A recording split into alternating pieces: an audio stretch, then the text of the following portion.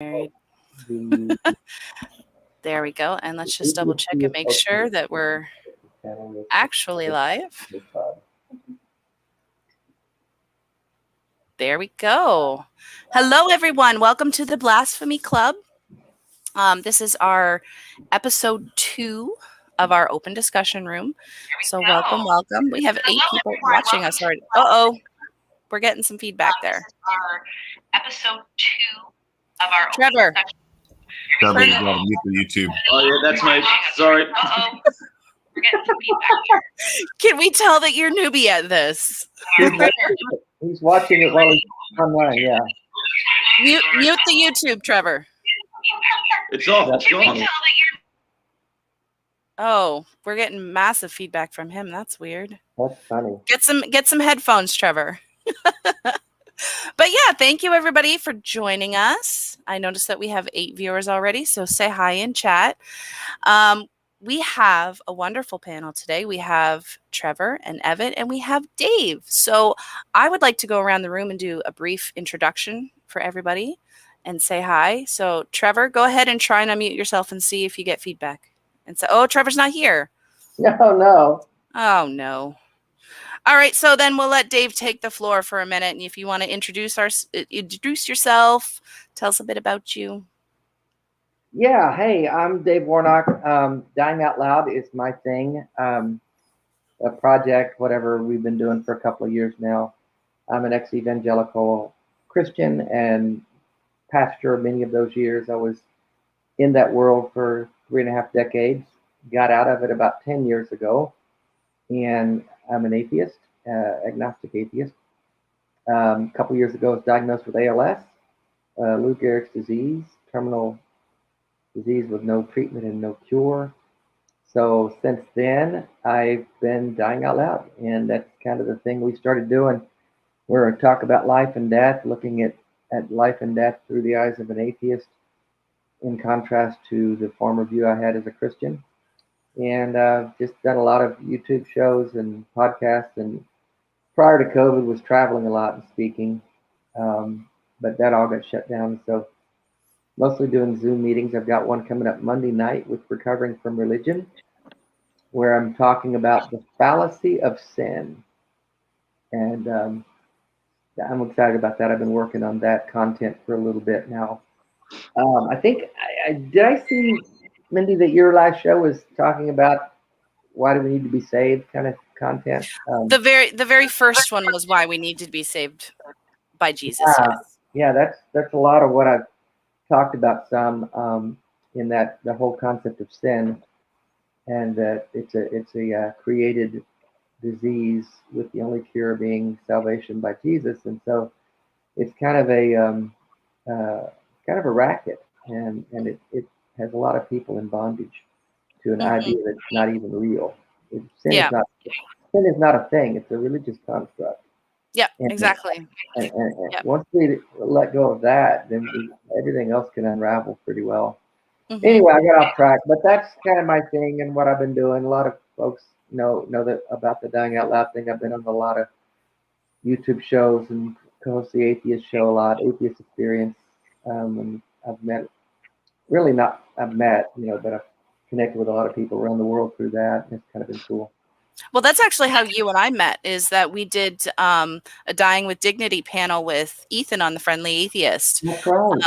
Because my grandfather had, because we have Dying with Dignity in Canada, it's legal all across the country. Mm-hmm. And my grandfather passed away last May after having 2 brain tumors and being unable to walk. He decided to execute his right to do that, and that's how we came together.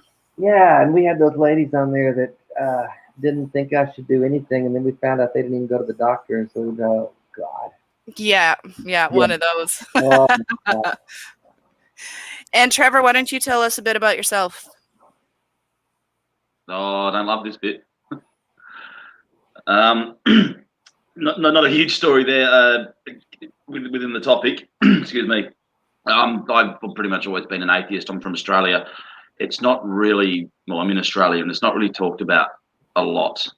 I mean, you can find religion, and you can find certain groups that will even jealousize or whatever, proselytize at you. but they're not common. They're not common in everyday discussion. It rarely comes up. It's something I've always been interested in, the discussion. I've read Richard Dawkins, Christopher Hitchens books, all that sort of stuff, but mainly just for reading. And when I came across the Facebook debate groups, it was more to give my dad something to do because it's something he's very interested in. Met Mindy through that. Now I'm trying to talk about myself on a live stream and feeling very awkward about it. Yeah, we sucked you into this, didn't we? Oh, I don't know. I would never have been able to tell from the accent that you were from Australia. You know, it's a subtle one, that one. Yeah, no, I couldn't quite place it. All right, and my dear husband, how about you tell us a bit about yourself and your background with religion? I don't really have too much interesting about me. I grew up in a Christian household. They weren't too strict with religion, but I did weekly Sunday sessions at the church, and I went on a couple of mission trips outside of the country. Kind of came to atheism, I guess, in my later teenage years, and then became a full atheist probably in my 20s. Now, I just kind of play music and upload videos on YouTube occasionally. Good. So you didn't get sucked in big time like I did. Not quite. Well, he's also the youngest of 4 kids. So, I mean, he kind of had I want to say he was probably influenced by his other older siblings pulling away from religion as well. Yeah, it was a lot of things that kind of came to a head all at once that kind of led to me kind of drifting away from it. Yeah. Some of it was my own exploration, but my older siblings all are atheists as well. So I'm sure that played a major role. Yeah. And I mean, 2 of them are doctors with, PhDs. One's a microbiologist, one's a geologist, Wow. And his sister's a teacher. So I think higher education definitely had a lot to do with that too. Except for me. Mm-hmm. You're the artist of the family. I'm not complaining about that. The artist of, okay. If that's what we're going to call it. And Evan and I, unfortunately, right now are separated because of the COVID restrictions at the border. He's in the US, I'm in Canada. Oh. And yeah, we're in the middle of immigration. Well, we submitted our immigration paperwork 2 months before the border was shut down. So, wow, that's interesting. Yeah, we've been separated for going on 8 months now because they're so strict at the border with him coming over. He's got to do a COVID test within three days of coming over. Then he's got to agree to quarantine up here for 2 weeks. And with him working, he can't quarantine. He can't take 2 weeks off work. So we're kind of riding it out the way that we are. But that's why we're not in the same place. So you're how long have you been married? You're married? 2.5 years.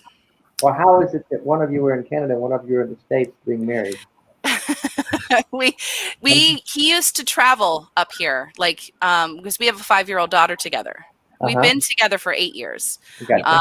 And it's just unfortunately financially obstacles have been thrown in our way with immigration in that process. And then finally, when we get to a spot where we can do it, now COVID happened. So he's trying to immigrate to Canada. No, I'm immigrating down there because unfortunately he can't immigrate up to Canada yet. Yeah, don't do it, Mindy. This country sucks ass. Well, we've been separated for so long that at this point I just want to be together as a family. Yeah. So what's probably going to happen is we're going to go down there and then we're going to come back up to Canada once he's allowed. Yeah, we've been back and forth on the topic quite a few times, and I've affirmed my decision that I would love to live in Canada, but Canada does not love the idea of me living in it. Where are you in the States, Evan? I'm in Pennsylvania. I'm actually just north of Washington, D.C. Okay. Yeah, that's. I know another couple that are separated by the border right now. AC and Alexis. They're YouTube content creators as well. And he's in Canada and she's in the Seattle area. They're close to each other, but still, can't see each other. Yeah. Yeah. That's crazy. I mean, he's a 6-hour drive away, and he used to come up and see us, every other weekend. And there would be times where he'd stay up with us for like a week or two at the time, and then we would go down there and stay for a few weeks. And so we were seeing each other quite often. It's just now with COVID. Are you in Ontario, Mindy? Yeah, I live right in the border, Okay. so we're pretty close. I'm just outside of Niagara Falls. Mm-hmm. Yeah, so I was getting used to driving through the New York countryside. yeah, that New York countryside, right? Yeah. So I don't see anybody wanting to come in, a theist, just yet. I did pop it into Twitter, did I? Yes, I did. But just in case we didn't have any theists, one of the topics I wanted to talk about tonight was the differences between the Jesus that Republicans in the States worship as opposed to the actual biblical Jesus, and the differences between the two. And because I saw a very interesting meme that kind of outlined the differences between the two. And I thought that would be interesting to talk about, because so many people are like, they want to bring God back. They want to bring God back, but they want to bring their version of God back to the country. And I don't think that aligns with what's actually in the Bible. No, And they get very upset about pointing that out. Would you guys think it's fair to say that Jesus of the Bible was held largely socialist ideals? Yes, very socialist ideas. Which I find really bizarre. That's the thing, isn't it? And because, I mean, even here, I told you that religion's not a big part of everyday life, but in our government, as in a lot of places, it's assumed they're all Christian. There's far too much of it. And the hardcore evangelicals are all aligned with the Conservative Party.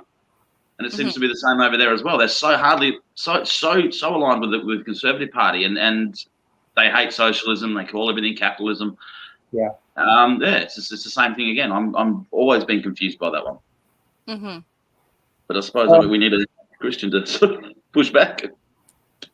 Yeah, the Republican Jesus is, I mean, it's nothing more than Christian nationalism, white nationalism. White nationalism. It is what it is, and they want. I think, and I'm reading a book. I'm trying to think what the name of it is. I'll have to look it up, but it's all about the rise of the Christian nationalism and where that came from, the moral majority, and the roots of it in that. And really, they're hearkening back to the good old days as they see it in their minds. But what that means is that the white males had the power, and they can't say that out loud. So they have other names for it that are a little more palatable to the masses.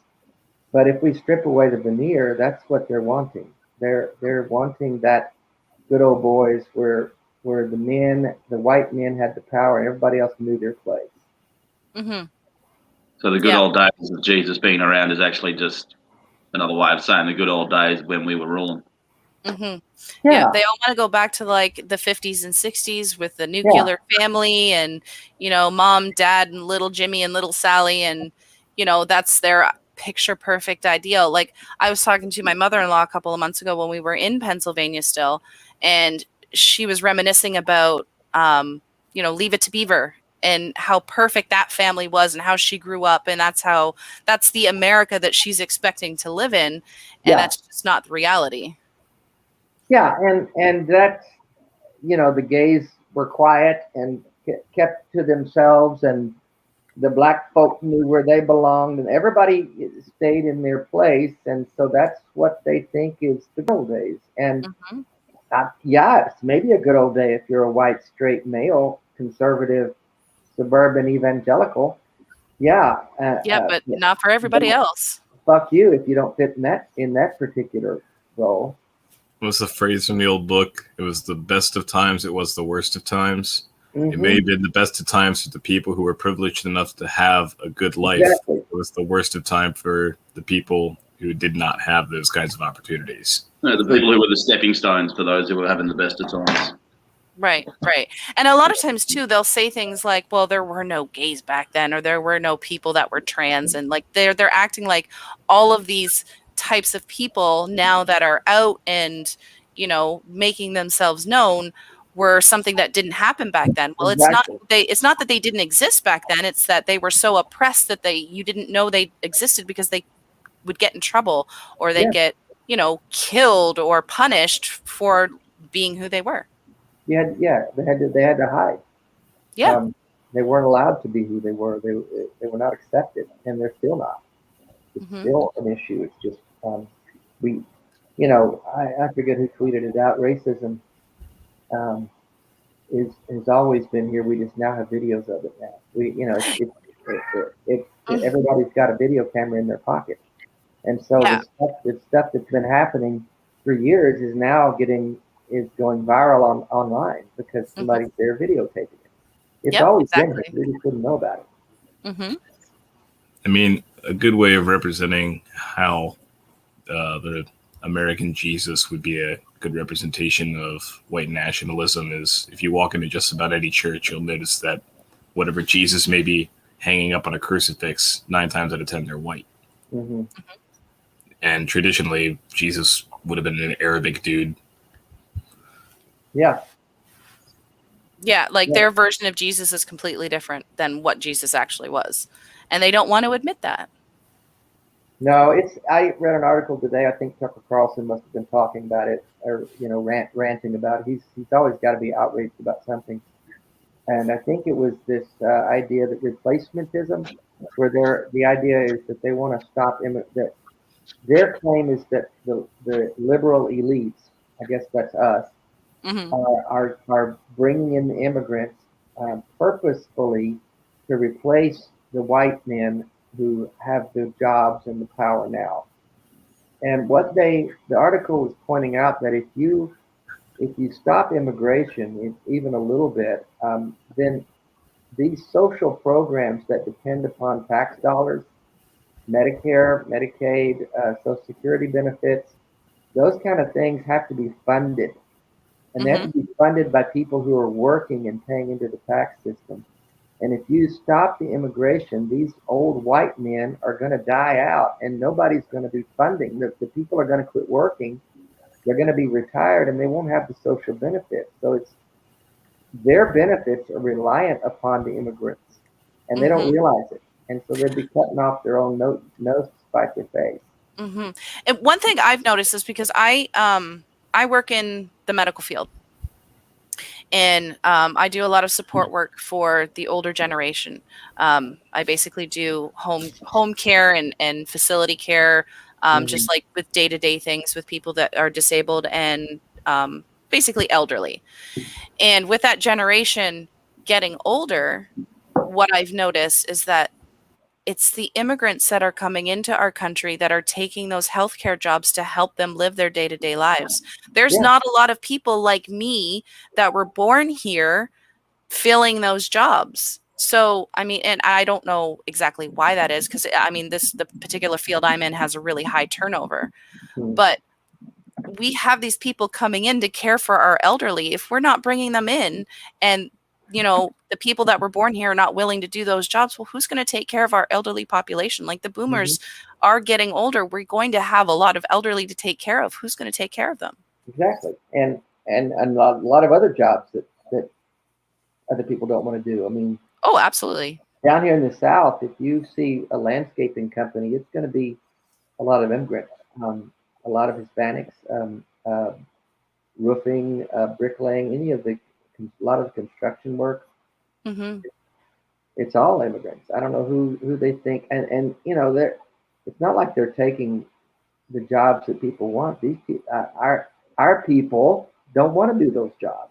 And it's funny because you see the stereotypical Republican that they're coming in here and they're taking my jobs. Right. And they're like, yeah, okay, they're coming in with their medical degrees and their science degrees and they're taking your job. Like that's not how that works. No, Bubba, you weren't going to do that job anyway. Yeah, exactly. So whose job are they taking? Come on now. It's just an excuse to hate on other people that are coming into you. You still got your job done at Wendy's. Just calm down there, Bubba. Yeah, exactly. Oh, husband must have run away. Yeah. I mean, guys, what do you think that Christians, evangelicals, can't seem to realize that when they, like you said, Evan, that Jesus would have been at the front of the line as a socialist. If he were alive, he would be hanging the socialist flag all over his house. Which is caring for the people that need the care and the downtrodden and feeding the hungry and allowing the stranger into your home. How do they miss that? How are the evangelicals so blind to that reality? What do y'all think? I have a view on this that may be a little distorted just because I've been part of the community, and it was me being a part of the community when I was younger, growing up in that kind of environment, which is just that you feel almost like you're being forced into it, maybe, or you're doing it more as a face value kind of thing. You're doing it to make yourself appear to be a better person. And you're going out and providing people with shelter, food, whatever, etc., like the good deeds that you're doing for your community, which is part of, being a Christian. When you read the Bible, it says, go out and do good deeds, give this much amount of money to your church so that they can give out charity to the local community, to the people who don't have as many things. Maybe that's part of it. I don't know. Yeah. It's interesting though how they can easily go to how the mega churches came about, right? Like, wasn't the church originally founded to, like, you were supposed to pay your tithe and then the church was supposed to take care of the community with that? In theory, that's not happening. Yeah. In theory, it's supposed to be the church trying to take care of the community, but in reality, a lot of times that money is just being funneled back into the church to help the church. Mm-hmm. Not always. Like, there are plenty of churches out there that do good missionary work. Like, I can certainly point out plenty of people and plenty of organizations that really do try to benefit their communities. And I don't want to talk bad about those people.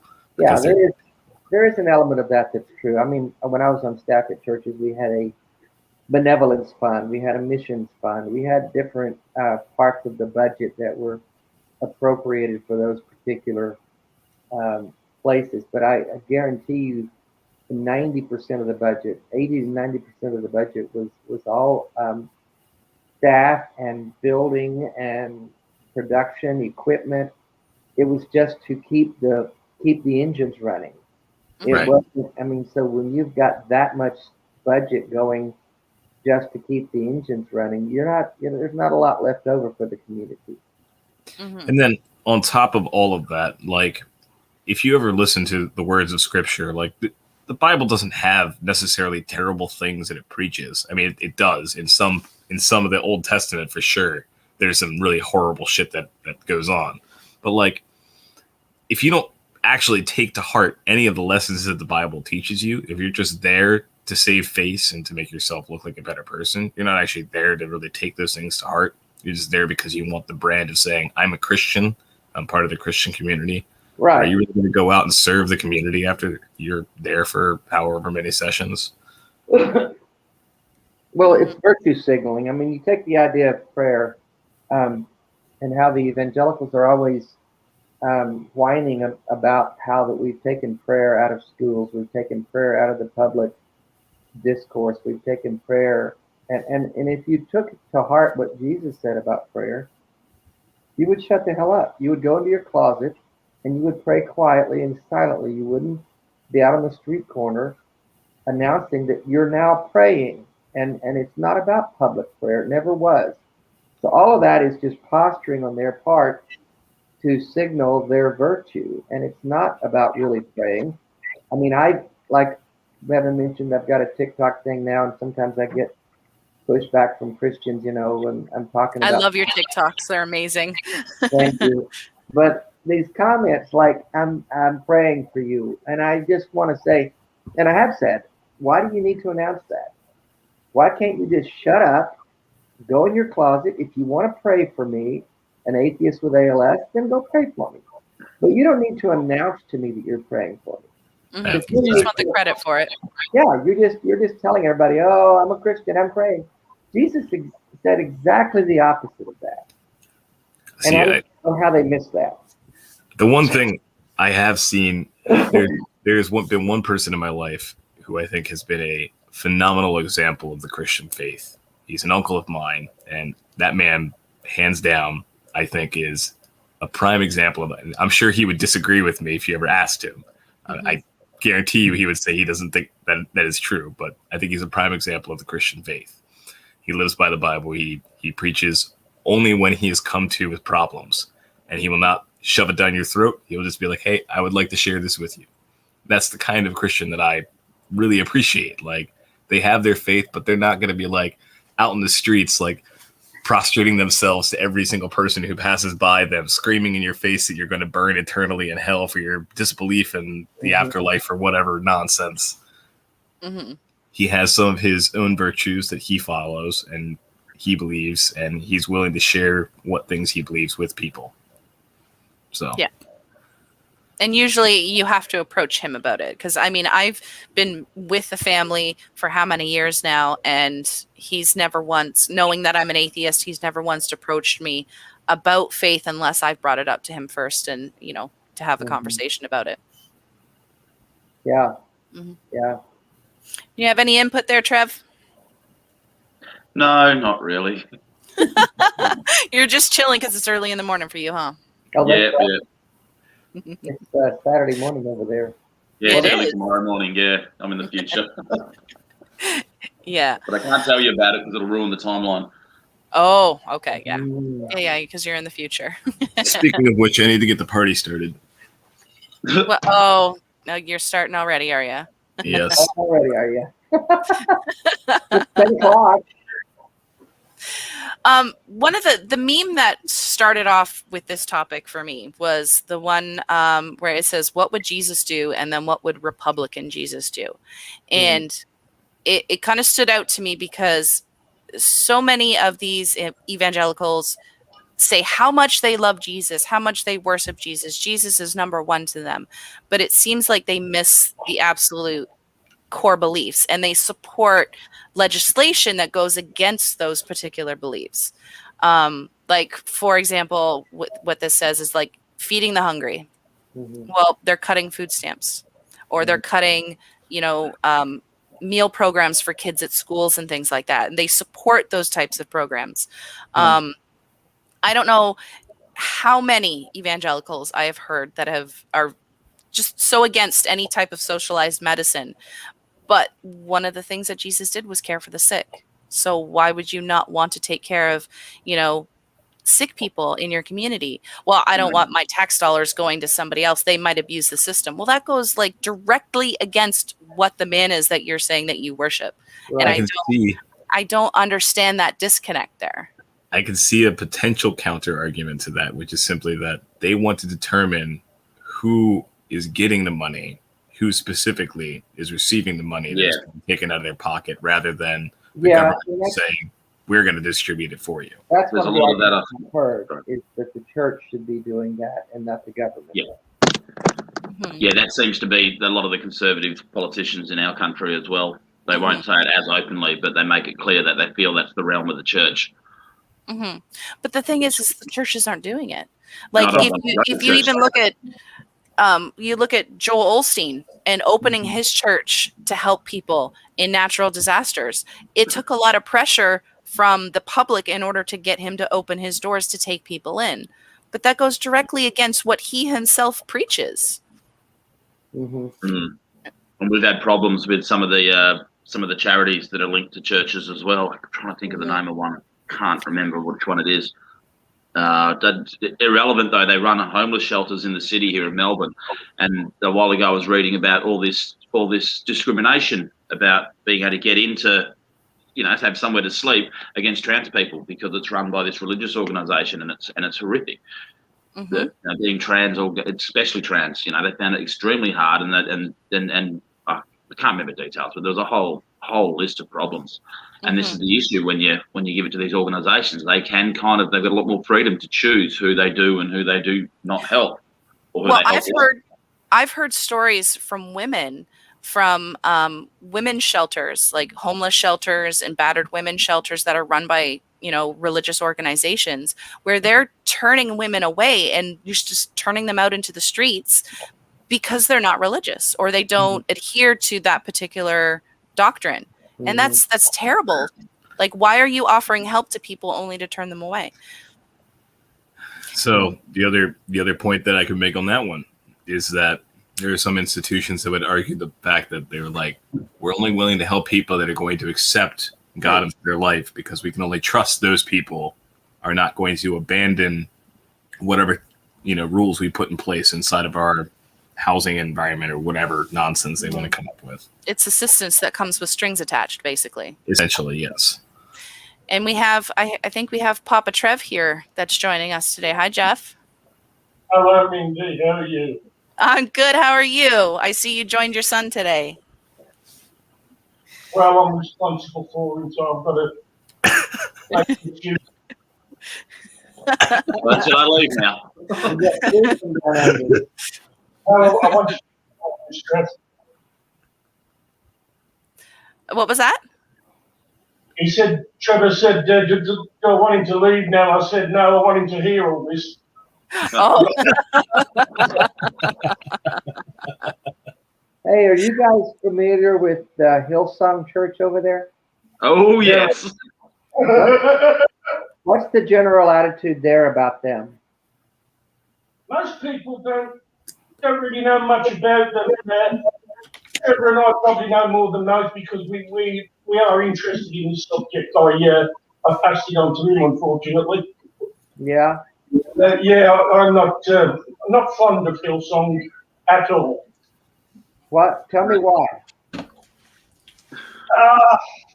Basically, they're fundamental Christians and they're not nice people.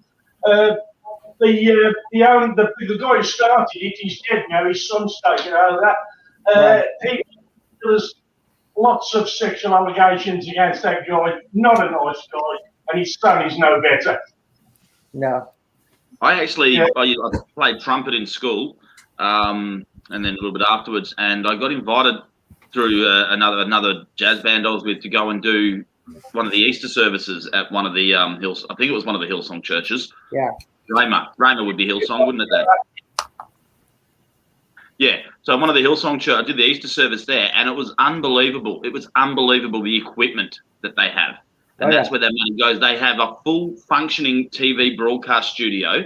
And then the guy that invited me there just to show off, he showed me, yeah, look, come over here, come in the corner. And there was everything again. They've got another full functioning TV broadcast studio just to have backup of everything. And it's just, Good evening. and people, Hi, Bruce. Hello. out of their own pocket, the members out of their own pocket, just giving that, and they Yeah, stand they've got to there and they're getting value. No, back when I was in the church, back in 2000s, their music, Hillsong music, was becoming really popular among the evangelicals in the States, and so we were all singing those Hillsong churches. Brian Houston's the guy that started it, I think, and his son. But I just wondered what the Australian attitude towards those churches is. Yeah, look, I don't think it's the most popular thing around, but as Jeff said, it's not. A lot of people are sort of very unaware. They're just, they're a little bit loopy. Leave them alone, though. Yeah, right. It flies under the radar far too much. Well, the problem might be that they play guitars, I'm thinking. What's that? The problem might be that they play guitars. Yeah, they play all the things. Yeah. Yeah, the with church that distortion I on top of it. the church that I went to for a short period of time while I was trying to kind of dip my toes in the Christian water. They had such a cool audio and video setup. Oh, the one in Canada? Yes, they had full screens, full TV screens, where they had the lyrics to the songs going. It was like a full band up on the stage. They had fog machines and lights, and it was just like a full blown Christian concert every Sunday. Yeah, and it's legit. I mean, it's all about the show. And I was in Nashville, Tennessee, and that's that's the hub of Christian music, contemporary Christian music. I knew all the Christian music people, and It really is. It's about the show, man. Let's put on the lights and the sound and the music's got to be kick ass, and we've got to hit that thing hard. And it really is emotional manipulation when it comes to that. You know. Oh yeah, absolutely. I mean, just look at it. When you walk into a church, every piece of the design is built to make you feel as small and insignificant as possible. Mm-hmm. These huge overarching rooftops, and just like you're meant to be just a little cog in a machine, just a little piece in the and so everybody it else entices you to become part of this big thing that's going on. I can be part of this big show, man. I can, little old me can get involved in this big production, and look what we're doing in the kingdom of God, and look how powerful this is. And it really is. It's very seductive and very enticing. And they prey on people who are vulnerable and weak.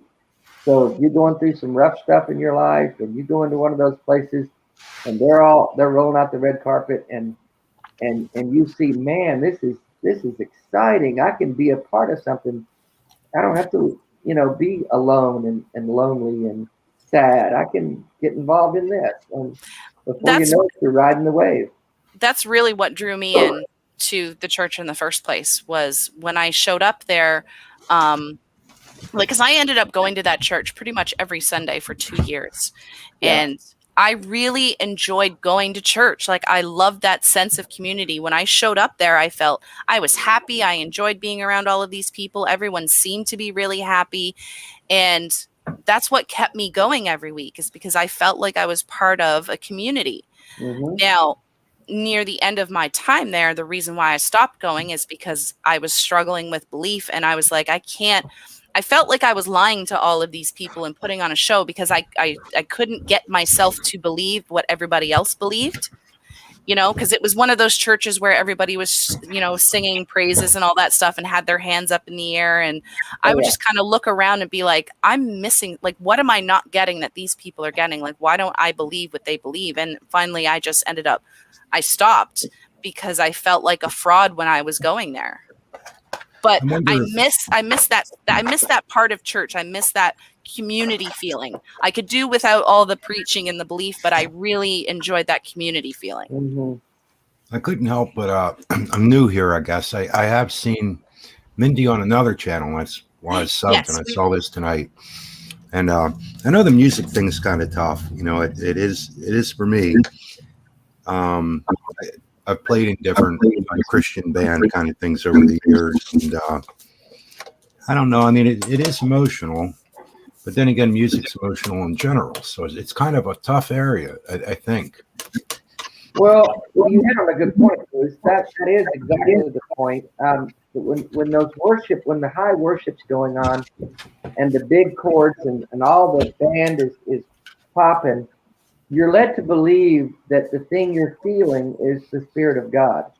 Mm-hmm. You're drawn in and told that God is moving in this place. Can you feel it? And all it is, you're right. I get that. All it is, though, is the right chord progression.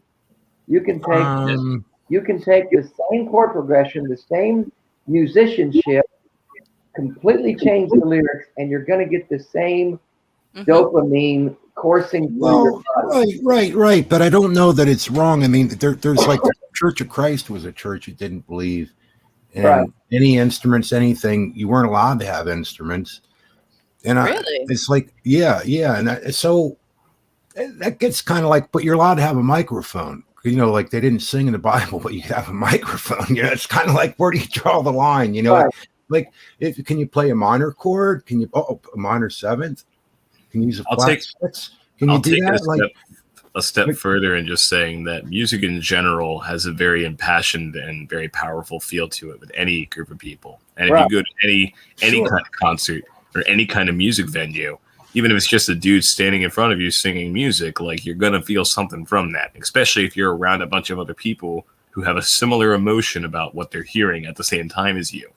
Yeah, you're influenced by those around you. Exactly. So if you're in an audience of people, regardless, like, it could be garbage music, but if every single person in the room is like, oh, this is fucking amazing, then obviously you're going to be inclined to think similar to what these people are thinking. And the point to take away from that, though, is there's no spirit of God there doing anything. There's no Holy Spirit moving. It's just the music. It's the emotional experience of the musicianship and the people sharing that. Mm-hmm. And it's essentially no different to a mosh pit when AC/DC throws the microphone out to the crowd and asks everyone to sing the lyrics, isn't it? exactly. Mm-hmm. And they're like, wow, we're part of this. We're AC/DC fans. Are you guys familiar with Darren Brown? But I don't think it's wrong to have music, like say in The Sound of Music, of course, or No, I don't know. There's a lot of movies that just have a lot of emotion, and concerts, in different places. Like you go into a bar and you play blues, it has a certain emotion to it. Music. I don't think it's wrong to use music in a church to bring. In other words, the idea would be to bring about it's something that people could praise to. That is, sir, I think the idea. Like you wouldn't want to play death metal if people are trying to meditate, like in a Hindu temple, for instance. No, that wouldn't go. No. Anthrax or something. I mean, that's not going to fly. Mm-hmm. Yeah, religion and music have been intertwined, but there's also a lot of musicians who had no opinion on religion, like Tchaikovsky. Sure. Yeah, I didn't know that. Well, let's remember too that Bach, Mozart, and those guys, they were paid by the church to write music. I mean, that was the state religion, if you will. You pretty much had to be a Christian, or you were going to be killed, flogged, ostracized, whatever. So exiled. These artists, Michelangelo, those people, they were paid by the church because the church held the power and the money, and so the artists were paid to do these things. So when they say, look what Christianity produced. No. You've got it backwards. Also, just saying, I very highly doubt that the church would have paid Mozart to write a song that was basically a humongous joke. I don't remember what he had a composition that was just like written in a way to make fun of a bunch of people. Oh, God. I'm too drunk to be trying to figure this shit out right now. Too much alcohol already? Oh my goodness, husband. husband. Are you guys all familiar with Darren Brown? Who? Darren Brown. Darren. No, doesn't sound familiar to me. Darren Brown, he's Matt Dillahunty's, one of Matt Dillahunty's hero, Dave. He's a magician, illusionist, mind reader. He's English. He's a gay English magician, basically. A great cold reader. Now, he did a show in England, and he actually got a lifelong atheist and set up a divine feeling for her with music and atmosphere. It was revolving around her dead father, and she actually experienced it and spoke about it. And he just set it up with what he knows about how the mind works with music and all the other things that go with that. And it was absolutely fascinating. I saw that episode. She had an experience where she felt like she'd. Yes, is that the one, Dad, where he, after he'd done everything, he put his hand there and he clicked, she stood up and then all of a sudden was overwhelmed? Yeah. Yeah, she had this overwhelming experience and she talked about, she cried and stuff, and then he had to bring her down afterwards and sort of deconvert her almost afterwards. And then he explained roughly how he did it, how it works. Yeah. I mean, if you ever really want to convince someone that God exists, apparently if you give them enough DMT. Well, yes, we've heard that as well. Yeah, drugs can do that. They really, really can. Guys, in America, I mean, I've been to America twice. I've even worked in America.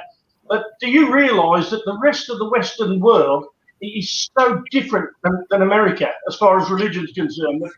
It's not really in Australia and in the UK where I was born many, many years ago now.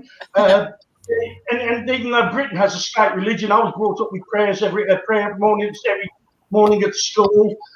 Religious instruction was mandatory. But Christianity lost its power decades and decades and decades ago.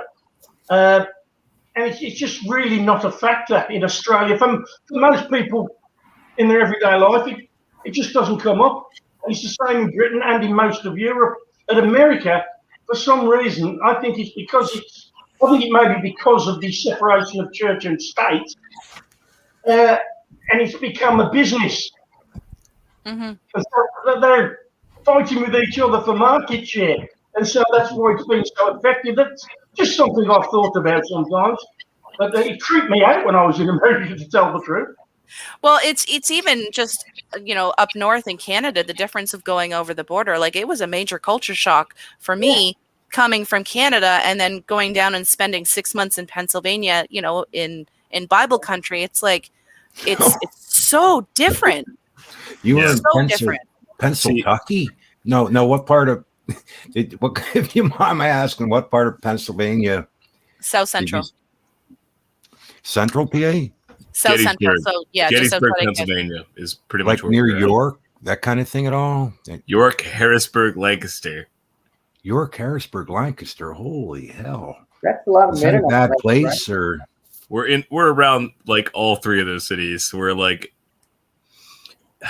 an hour from DC, an hour from Philly, 2 hours from Philly, an hour from Baltimore, an hour from York. Your parents' property line is right on the Mason-Dixon line. Yeah. So what do you think of like the Harrisburg area, if you mind my asking, like when it comes to the Bible Belt kind of thing?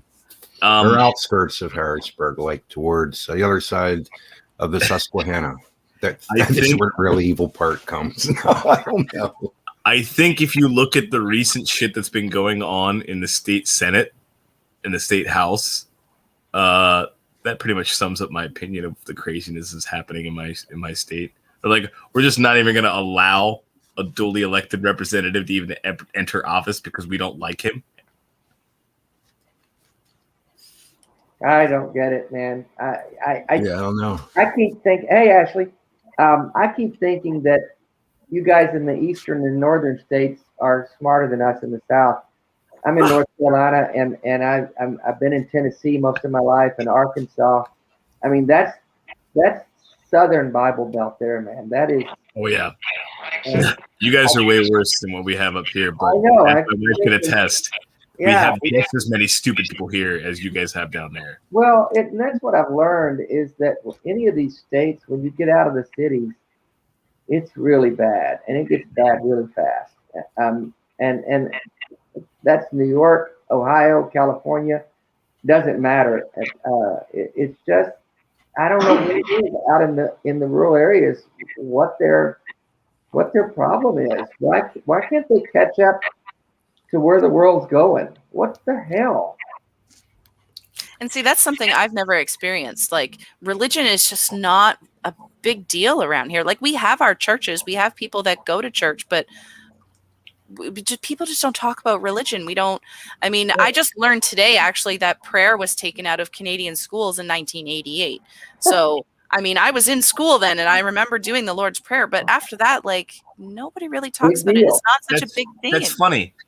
Prayer wasn't included in American schools until like the 60s or something like that. Like, yeah, now we act like Jesus himself brought it into the schools, and the liberals took it away.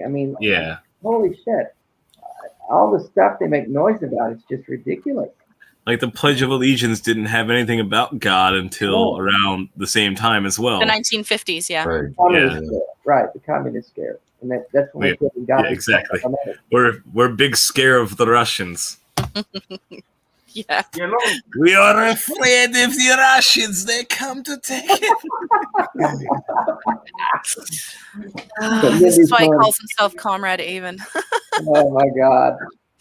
But yeah, like up here where I am, even though I'm right on the border, I was raised with no religion, like, whatsoever. We didn't go to church. We didn't talk about God. We didn't pray before meals. And most of the kids that I grew up with grew up in the same environment. Like, nobody really went to church. Nobody really talked about church, and religion just wasn't a thing. So I can't even say that I grew up atheist. I grew up neutral because I didn't know. I didn't know anything about the Bible or God until I actually went out myself and started trying to find out for myself. Yeah, it was a non-issue, and somehow it's become the central focus of, and like we talked about at the front of the show, it's not about what Jesus said or did. It's about Republicans wanting power and control and feeling like some other group is taking that away from them. Mm-hmm. Not just And Republicans, they represent conservative evangelicals is basically what I mean. Yeah, and they're using religion to emotionally manipulate people to do what they want. Right. Even though those, and like, I mean, it just looking at the beliefs that they, or the legislation that they support compared to what Jesus preached in the Bible, they're two completely separate things, right? But yeah, somehow they've managed to manipulate you to believe that. Central issues. They've latched on the two issues: abortion and same-sex marriage. Mm-hmm. They've hung their flag on those two issues, and the other socialist things that Jesus supposedly talked about in the Bible, because he never talked about same-sex marriage or abortion, but he did talk about feeding the hungry and taking care of the poor and doing unto others, and whoever's done to the least of these, you've done it unto me. Mm-hmm. That is socialism wrapped in a blanket, and they just will not talk about that because we can't keep killing babies. That's all they're going to talk about. Yeah. It's interesting. I mean, what do you find kind of churches in general do you find it to be offensive in that manner, as far as not feeding the poor or taking care of people, or like pretty much all of Christianity, or are you just seeing the right people that are right wing that are evangelical? Yeah, it's more the evangelical groups in Congress who claim that they're part of a Christian organization but refuse to provide federal programs and federal funding for organizations that aid in, supplying people with food or giving food to the poor. It's not so much like the churches themselves. Like, I'm not saying that Christians are going out and saying, like, no, you can't have food. I'm saying that there's representatives from the evangelical community in our state and Congress level that are just not pushing forward bills that would actually help people that really need this kind of funding. Yeah, I'm just asking because I see a pretty decent amount of churches that have food banks, or they give a lot of money to food banks, that kind of thing, to try to. I mean, are they supporting something? Are they supporting bills? Are they supporting bills to help the same people to get food that doesn't have to come through those programs? Technically, they're not supposed to. Technically, they're not supposed to have anything to do with any type of legislation. But is their congregation, the people that actually go out and vote, are they supporting that legislation? Right. And I mean, there's churches out there that I think need a bigger voice. Like there's LGBTQ priests and pastors out there that actually do preach love and support and all of these. And you can see them get attacked by the evangelicals saying, like, oh, you're not really a Christian because God would never support this. But they're trying to put the message out there that, God and Jesus love everyone. And, I don't know. It's really, religion in the States is definitely something that's super confusing to me, especially being an outsider and not being from that environment. It's hard to say because it's such a broad statement to say, oh, Christians, or oh, one religious group. Like, if you say that, you're addressing so many different types of people and so many different churches and so many different organizations. Not all of them are under one umbrella term. Mm-hmm. But they all like to wear the same branding at times, though, don't they? Yeah, it's the only downside. They kind of all wear the same name, but they don't all serve the same purposes, and they don't all do the same crappy things. Mm-hmm. Well, that's why when I'm talking, I try to differentiate between and not paint all of it with a broad Christian brush. I enunciate very clearly that I'm talking about evangelicalism and fundamentalism, and that's the strain of Christianity that looks at inerrancy of the scripture, original sin. They're the ones that have the fetish for the afterlife, is what I call it, and all of that focus on this personal relationship with the Lord. And it's not so much about helping each other and doing good to your fellow man. It's about being born again and going to heaven. And that's it. When you focus on those kinds of things, then you're not really focused on helping other people live a better life. You just want them to get saved so they'll go to heaven when they die. Mm-hmm. Yeah. And a lot of times those types of Christians, because I've always said that there's no hate like Christian love. Yeah. And they do very hateful things to people under the guise of, well, I'm doing this to save your soul. I'm doing it because I love you. And they're using that to justify being awful to people. And I don't get how that makes sense to them. See, I've seen good evangelism and I've seen bad evangelism.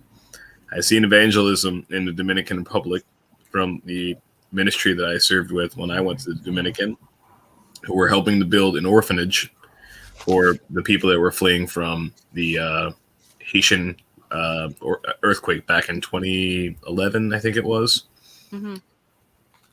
But they went down there to help build an orphanage. While they were there, they did preach the word of God to local villages, but they were actually doing physical labor and things to help the community, to benefit a community, rather than just spread the word of their Catholicism, Catholic, Christian belief. Now, there were other groups that I saw that went down there to do the same thing, but instead of helping to do anything to benefit the community, it was all preaching and sightseeing. That was it. Like a vacation almost. Essentially, yeah. I don't see how that is beneficial for both your religion and the people that you're trying to preach to. All you're telling them is just information that's not going to be beneficial. Mm-hmm. Anyway, it's not actually helping them. Yeah, Bruce, you're a theist, if I recall correctly, aren't you? Well, people say I'm demon possessed, so. We know I know who you're talking about, but I think you are a theist, though, right? Well, it's kind of weird. I mean, I'd be honest, because you're talking about. I tend to be conservative, Republican. Yet, oddly enough, if I look at my theological views, whatever, I probably, at this point, would be very much in question. But I would probably lean pretty far, be pretty liberal, if I were to consider myself a Christian, to be honest. I have too many questions, not that I don't believe at all, but I have a lot of questions. Would you say you're more agnostic? You're looking for answers, but until there's something clearly demonstrated to you, you wouldn't say one way or the other? Well, like, for instance, I have, when I look at like the teachings of Jesus, that kind of thing in the New Testament in general, but particularly the teachings of Jesus, I look at it and I think, well, I can see where that would be good. And I think about God and I think, well, it would seem to me there's most likely a God, because I have a hard time understanding how things came about out of nothing or just by chance or something. So I tend to believe in a God. So that's what I guess keeps me looking, but I still not sure how it, I don't have it like figured out to where I can say, yeah, this is what I'm sure of. Let's say that, Mm-hmm. Yeah, that's interesting. A reasonable position. Yeah. But yeah, no, I grew up kind of, going to church here and there as a kid, that kind of thing. And then I got involved in like a charismatic movement and kind of it was put together by some Pentecostal guys when I was around. Okay. Yeah. And then from there, there were some issues. I ended up in a Baptist kind of church, and I looked at a lot of different things, over the years. And for probably the last 10 years or so, I have more questions and most anything else. But I have to admit too, though, that YouTube keeps me going. Usually watching, you talk about nasty Christians. I'd say on the internet, they tend to be worse in real life, at least in my experience, Yeah. I think the internet can bring out the nastiness in any group of people, honestly. Oh, that's bizarre. Well, you've got that anonymity. Oh, yeah. I won't be able to say that after one more drink, but Evan, can you say anonymity?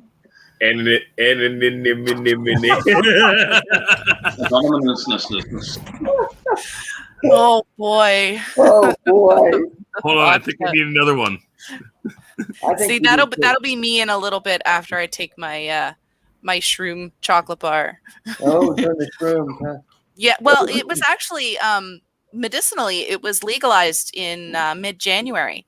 So yeah, she was so surprised. She's like, I can't believe it's legal. Well, it wasn't in the news. It wasn't anything. Like, I just went to the dispensary and I was like, why is this here? Is this even legal? Like, why is this an option? So before I purchased it, I wanted to make sure that it was legal for me to purchase it because I don't want to get in trouble. And yeah, they legalized it for microdosing so that people that have that are officially diagnosed with certain conditions, like me with anxiety, can take it medicinally. And I was like, sweet. So this relaxes you? Can you imagine, like, Yes, Canadian government dispensaries are just like, no, we're going to totally sell you this illegal chocolate bar. Yeah. I've noticed a major difference in my anxiety. Like, when I first started taking it the next morning, like the next day, I had no anxiety whatsoever. Like, it has made such a huge difference, more than any other medication I've taken. You take one at night, you take a bit at night, and it relaxes you and helps you sleep? Yes. Yep. So I just take a microdose at night, probably about an hour or two before bed, and it just chills me completely out. I go to sleep and I wake up the next day and I have no anxiety. It's amazing. So there's no like mild hallucinations or anything that would come close to that, or no? You know, I was concerned about that, but and now that I've taken it and I've experienced it, like, it feels very similar to like if I were to smoke a joint or smoke a bowl. It's like a THC high where I know I'm a little buzzed, but that little buzz will help me fall asleep. But like when it comes to like hallucinations and stuff, like if you were to take a whole bag or 3 or 4 grams of shrooms, no, it's nothing comparable. Yeah. I'll send you my address and a PayPal, and you can. I'll order it. Even better, come up and visit me in Canada once the border restrictions are open. Dave, once the border restrictions are open, and Dave, we can partake. I don't know where you live, but I'll come pick your ass up. We'll take a trip to Canada together, man. Okay, I'm in North Carolina. There you go. But Bevan would benefit from that sometimes, because sometimes her mind's racing at night and she can't sleep, and that's a big problem with, like, because I suffer from insomnia terribly when I don't either smoke weed or I take melatonin. Sometimes I still don't sleep after doing all of that. And that's my major problem, is that my brain doesn't shut off at night so that I can fall asleep. So now, since I've been doing this, I've been sleeping so much better. Terrible thought. I was thinking you need to listen to some praise and worship music. And you know what though?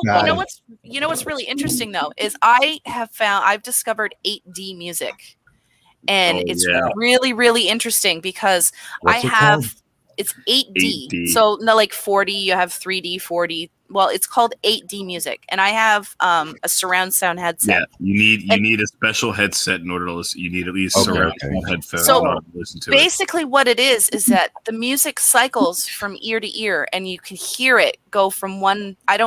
Evan understands how it works, but it starts in one ear and it just kind of cycles around, and it's amazing. I'll explain it a little bit better. It's basically if you were to go to a concert, you know how they have multiple speaker systems all over the place in the venue, so you can hear from all angles. It's basically like setting you in the middle of that concert venue instead of you listening to a set of headphones. It feels like you're actually right. So you have like a front speaker and your two fronts, left and right, and then you have rear and whatever else you're doing. Yeah, you got it. Surround sound, my man. It's funny. I don't even have surround sound yet. I understand it. I just don't. It's supposed to help studio water. It's supposed to encourage your brain to produce serotonin, which is your happy chemical. And I've like the last week that I've been listening to it, it really does make a difference. Like, it is amazing to sit here and listen to. You know, it would sound great.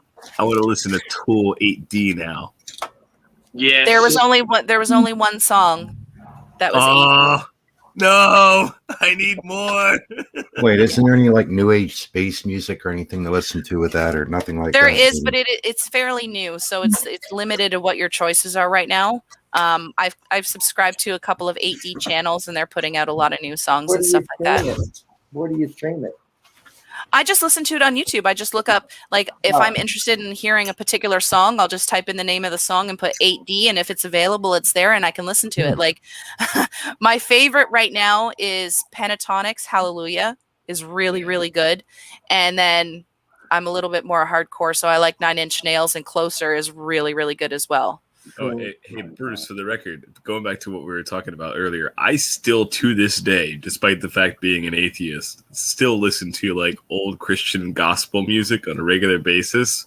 Just Really? like I'll eventually, like, just out of nowhere, I'll get like the craving, like to listen to like Swing Low, Sweet Chariot or something like that. Like, dude, the music's good. I don't have a problem with it. It sounds phenomenal. Like, I have no problem with the way it sounds. It's great. It's great writing. It sounds beautiful. My only minor issue with it might be like, oh, the message is not quite like on par with what I believe now, but it still sounds nice. Like, whatever. Okay. Interesting. Yeah, I still get it, the desire. Well, because I was into like Christian rock music, like in the 80s, you know. So. I still listen to. Do you know a band called Me Without You? Have you ever heard of them before? I've heard of it. Dude, I love that band. Still, even like their new albums, I still listen to it. I know they're a Christian band, but I'll still listen to their stuff. I don't care. Yeah, I'd probably go back to like, oh gosh, I don't know, Marlon Lefebvre and Phil Keaggy and Matthew Ward, like all this stuff that goes like back when I was, because I think I'm getting old. I'm going to be 60 this month. Holy heck! If you like rock music, there's some heavier stuff by a band called Red. They're also a Christian band. Yeah. I saw them at Purple Door Festival in 2008 and 2009. Wow, that's not that long ago. Yeah. yeah.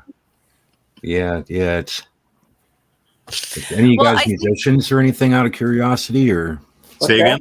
Any of you guys play instruments or play? Heard one guy say about playing a trumpet. I play a few instruments. Oh, you have a music channel. That's more than a few. Yeah, you can find me on YouTube under the Comrade David name. I play a lot of guitar and I sing a little bit. Oh wow, that's something I'd like to learn how to do, is sing. It's scary, practice, man. It's just practice. It really is, and you just open your mouth and get you down. Yeah, I've been doing like guitars, I think, all my life. Repairing them mainly. You know, I do play some, but yeah, just every. I used to play guitar, but I can't anymore with my hands. But I used to play. I had a Martin D18. Oh wow, that's really nice. Mm-hmm. I'm so, dude. Martins are some of the nicest sounding guitars on the planet. I think Martins and what's the other one? Taylor guitars are the other ones that just. Yeah. Was sweet. It typed that in. I didn't.